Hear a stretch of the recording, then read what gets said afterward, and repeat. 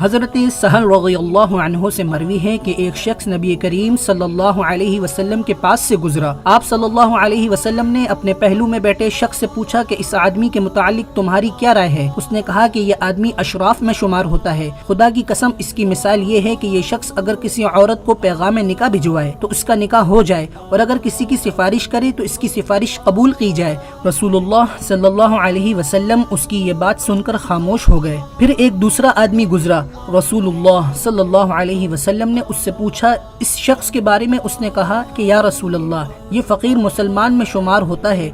इसकी हालत ये है कि अगर किसी औरत को पैगाम निकाह भिजवाए तो इसका निकाह न किया जाए, और अगर सिफारिश करे तो इसकी सिफारिश कबूल न की जाए, और अगर कोई बात कहे तो इसकी बात सुनने के लिए कोई तैयार न हो। इस पर रसूलुल्लाह सल्लल्लाहु अलैहि वसल्लम ने फरमाया कि ये फ़कीर शख्स इस जैसे दुनियादारों से बहुत बेहतर है जो ईमान और तक़वा से खाली हैं।